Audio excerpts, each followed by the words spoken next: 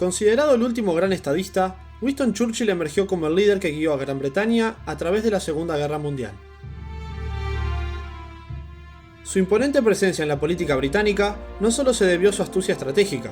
Su elocuencia cautivadora, su carácter determinado y su personalidad multifacética lo convirtieron en un ícono del liderazgo, y su legado perdura no solo por sus logros políticos, sino también por su resiliencia inquebrantable y por su habilidad para inspirar a través de sus palabras.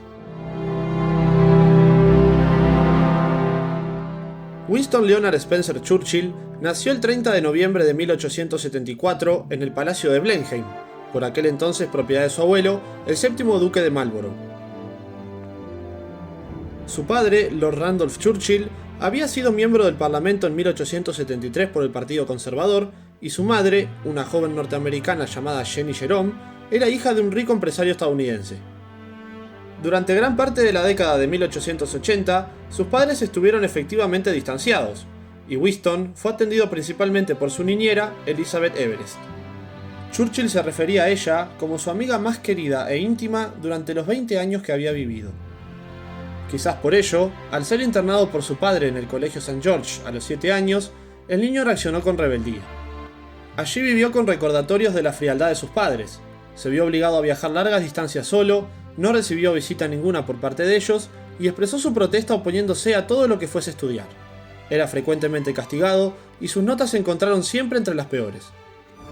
Cuando en 1888 ingresó en la famosa escuela de Harrow, el futuro primer ministro fue incluido en la clase de los alumnos más atrasados. Uno de sus maestros diría de él: no era un muchacho fácil de manejar, cierto que su inteligencia era brillante, pero solo estudiaba cuando quería y con los profesores que merecían su aprobación. Su padre quería prepararlo para una carrera militar. Después de 2 intentos fallidos de ser admitido en la Real Academia Militar de Sandhurst, lo logró en su tercer intento y una vez dentro de la institución, se forjó en él un cambio radical. Su notoria testarudez, su resolución y su espíritu indomable no lo abandonaron, pero la costumbre de disentir caprichosamente de todo comenzó a desaparecer. Trabajaba con empeño, era aplicado y serio en las clases y muy pronto se destacó entre los alumnos de su nivel. Poco después, se incorporó al 4º Regimiento de Caballería de Husares, reputado como uno de los mejores del ejército. En los campos de batalla, aprendió sobre el arte de la guerra todo cuanto no había encontrado en los libros, especialmente cuestiones prácticas de estrategia. Estuvo en la Guerra de Cuba en 1895 y combatió en la India en 1898 y en Sudán un año después. Durante su estadía en el país asiático, con el que mantendría una relación conflictiva a lo largo de su vida, Churchill inició un proyecto de autoeducación y leía una variedad de autores como Platón, Edward Gibbon, Charles Darwin y Thomas Macaulay. Dichos libros le fueron enviados por su madre, con quien ocasionalmente compartía correspondencia cuando estaba en el extranjero.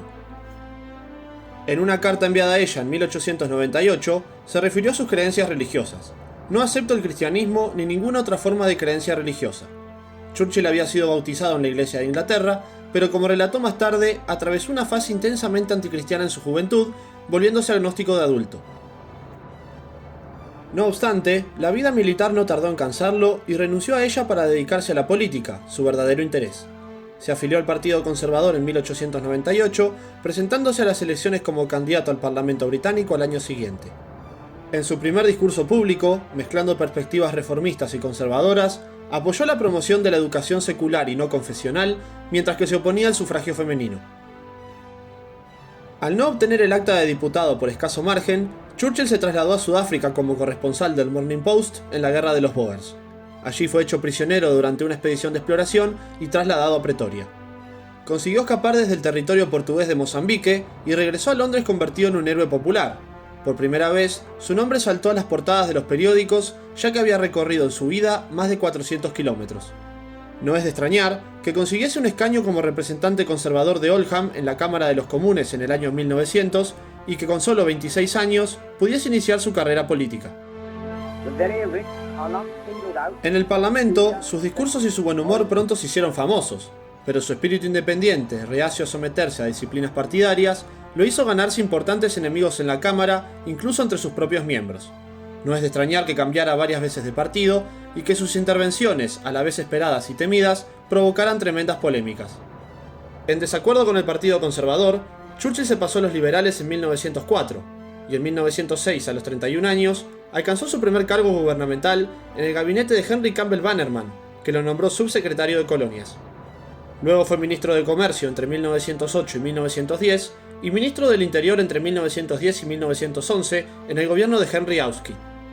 Como ministro de Comercio, favoreció reformas sociales como la jornada laboral de 8 horas para los mineros y la creación de juntas para fijar salarios mínimos y combatir el desempleo con bolsas de trabajo gestionadas por el Estado, además de que ayudó a aprobar el presupuesto popular que introdujo impuestos a los ricos para costear nuevos programas de bienestar social. Churchill previó con extraordinaria exactitud los acontecimientos que desencadenaron la Primera Guerra Mundial y el curso que siguió la contienda en su primera etapa. Sus profecías, consideradas disparatadas por los militares, se convirtieron en realidad y sorprendieron a todos por la clarividencia con la que habían sido formuladas. En 1911, 3 años antes de iniciarse el conflicto, el primer ministro británico lo nombró Lord del Almirantazgo. Churchill se embarcó inmediatamente en una profunda reorganización del ejército de su país. Primero se propuso hacer la Armada Británica la primera del mundo, cambiando el carbón por petróleo como combustible de la flota y ordenando la instalación en todas las unidades de cañones de gran calibre. Presionó por salarios más altos y mayores instalaciones recreativas para el personal naval, un aumento en la construcción de submarinos y un enfoque renovado en el Real Servicio Aéreo Naval, alentándolos a experimentar cómo los aviones podrían usarse para propósitos militares. Decidido a contrarrestar el temible poderío alemán, impulsó también la construcción de los primeros acorazados terrestres, consiguiendo que el tanque empezase a ser considerado imprescindible como instrumento bélico. Ya iniciada la guerra, Churchill planeó el ataque aliado en Galípoli en 1915, pero ante el fracaso de la operación, muchos diputados, en particular los conservadores, consideraron que Churchill era personalmente responsable y esto debilitó su posición. En noviembre del mismo año, dimitió del gobierno y se reincorporó al ejército, donde luchó en el frente occidental como comandante y teniente coronel. En 1916, ya en plena guerra, caería el gobierno de Henry Austen, que sería sustituido por David Lloyd George. El nuevo primer ministro llamó de nuevo a Churchill para integrarlo en su gabinete, primero como ministro de Armamento y luego para la cartera de Guerra y Aire. Finalizada la Primera Guerra Mundial, Churchill sufrió las consecuencias de la reacción de la posguerra y durante un tiempo fue relegado a un papel secundario dentro de la escena política. En 1924 se reconcilió con los conservadores y un año después fue puesto al frente del Ministerio de Hacienda en el gobierno de Stanley Baldwin. Era una época de decadencia económica, inquietud, descontento laboral y grandes huelgas, y el conservadurismo obstinado del que hacía gala no contentó ni siquiera a sus propios colegas. Sus medidas contra la huelga general en 1926 lo hicieron muy impopular entre la clase obrera británica, algo inimaginable años antes. Entre 1929 y 1939, Churchill se apartó voluntariamente de la política y se dedicó principalmente a escribir y a cultivar su afición por la pintura, bajo el seudónimo de Charles Morin. Escribiría más tarde: "La pintura vino a mi rescate en un momento muy difícil". Si bien siguió perteneciendo al Parlamento, durante esos años careció prácticamente de influencia. Recobró protagonismo cuando, al observar la creciente amenaza que constituía Adolf Hitler, proclamó la necesidad urgente de que Inglaterra se rearmase y emprendió una lucha solitaria contra el fascismo emergente. En reiteradas ocasiones, tanto en la Cámara como en sus artículos periodísticos, denunció vigorosamente el peligro nazi ante una opinión pública mayoritariamente pacifista que se veía reflejada en la actitud general de la dirigencia política británica. Esto lo llevó a ser un crítico acérrimo de la política de apaciguamiento de Neville Chamberlain. Su comentario ante la firma del Pacto de Múnich en 1938 fue que este acuerdo se trataba de una derrota total y absoluta. Tras la anexión alemana de Checoslovaquia en marzo de 1939, la postura largamente defendida por Churchill frente al peligro alemán se reveló como la correcta. El 3 de septiembre de 1939, Francia e Inglaterra le declararon la guerra a Alemania luego de su invasión a Polonia, y por la noche de ese mismo día, Churchill fue llamado por Chamberlain a desempeñar su antiguo cargo en el almirantazgo. Todas las unidades de la flota recibieron por radio el mismo mensaje: Winston ha vuelto con nosotros. Los mismos diputados que antes lo combatían lo aclamaron puestos de pie cuando hizo su entrada en el Parlamento. Sin embargo, aquella era una hora amarga para los británicos. La nación estaba mal preparada para la guerra, tanto material como psicológicamente. Por eso, cuando fue nombrado primer ministro el 10 de mayo de 1940, Churchill pronunció una de sus arengas más recordadas. I would say to the House, as I said to those who have joined the government, I have nothing to offer but blood, toil, tears, and sweat. You ask what is our policy? I will say it is to wage war by sea, land, and air, with all our might, and with all the strength that God can give us, to wage war against a monstrous tyranny never surpassed in the dark and lamentable catalogue of human crime. You ask, what is our aim? I can answer in one word: victory. Victory at all costs. Victory in spite of all terror. Victory however long and hard the road may be. For without victory there is no survival. El pueblo británico aceptó el reto y convirtió la frase en un verdadero lema popular durante 5 años, y su contribución a la victoria iba a ser decisiva. Churchill consiguió mantener la moral en el interior y en el exterior mediante sus discursos, ejerciendo una influencia casi hipnótica en todos los británicos. Formó un gabinete de coalición con los partidos laborista, liberal y conservador que le aseguró la colaboración de sus adversarios políticos, y creó el Ministerio de Defensa para una mejor dirección del esfuerzo bélico. A finales de mayo, con la fuerza expedicionaria británica en retirada a Dunkerque y la inminente caída de Francia, Lord Halifax propuso que el gobierno debería explorar la posibilidad de un acuerdo de paz negociado, utilizando al todavía neutral Benito Mussolini como intermediario. Hubo varias reuniones de alto nivel del 26 al 28 de mayo, pero la determinación de Churchill era seguir luchando, incluso si Francia capitulaba. A pesar de estar discapacitado desde la infancia con un impedimento en el habla, usó su retórica para endurecer a la opinión pública contra una resolución pacífica y preparó al pueblo británico para una larga guerra. La Operación Dynamo, que terminó con la evacuación de casi 350.000 militares aliados, superó con creces las expectativas y dio lugar a la opinión popular de que Dunkerque había sido un milagro e incluso una victoria. En su discurso ante la Cámara de los Comunes, el mismo Churchill se refirió a Dunkerque como un milagro de liberación, aunque también agregó: debemos tener mucho cuidado de no asignar a esta liberación los atributos de una victoria. Las guerras no se ganan con evacuaciones. El discurso terminó con una nota de desafío, junto con un claro llamamiento a los Estados Unidos.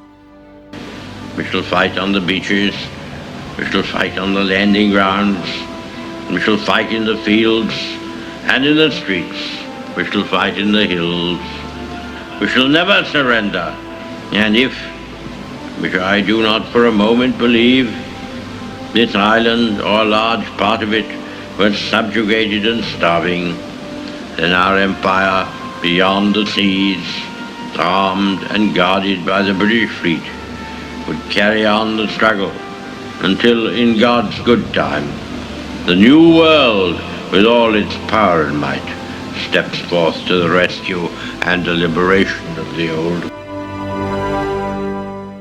Con el control de Francia y de gran parte de Europa en manos de Hitler, parecía inevitable que el ejército alemán atacara a Gran Bretaña.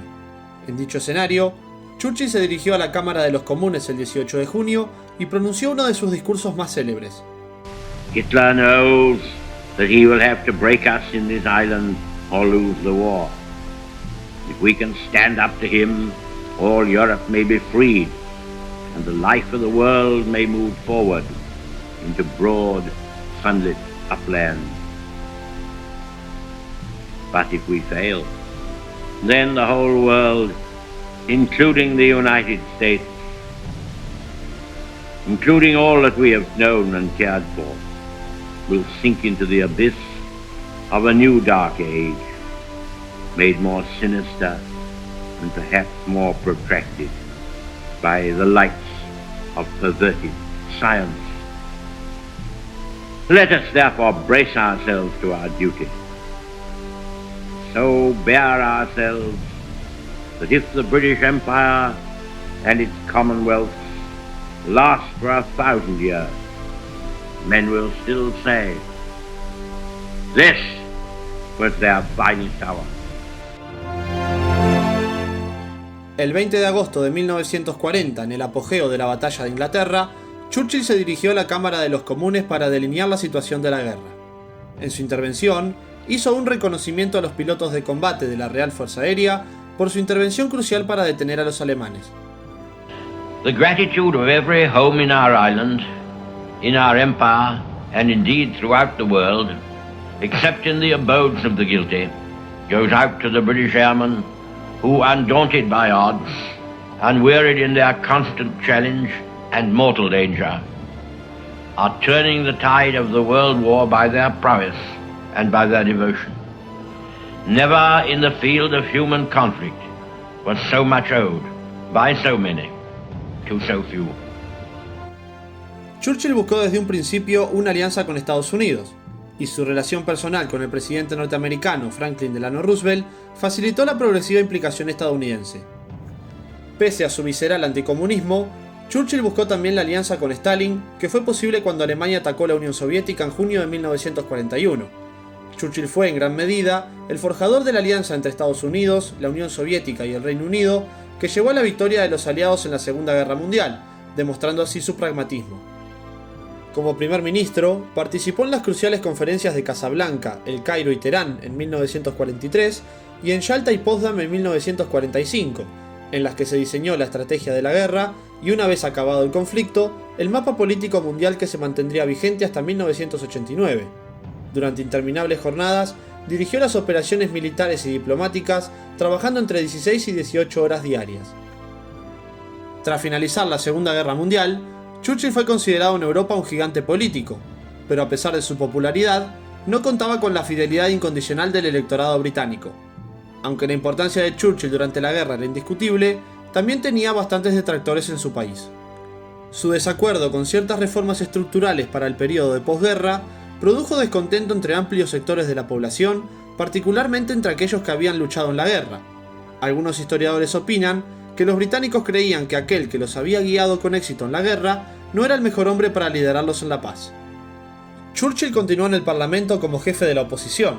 En marzo de 1946, durante una visita a los Estados Unidos, pronunció su famoso discurso Telón de Acero, advirtiendo sobre la dominación soviética en Europa del Este, y algunos meses después, hizo un llamamiento para impulsar la creación de los Estados Unidos de Europa como garantía para la paz, la seguridad y la libertad, y así evitar futuros conflictos.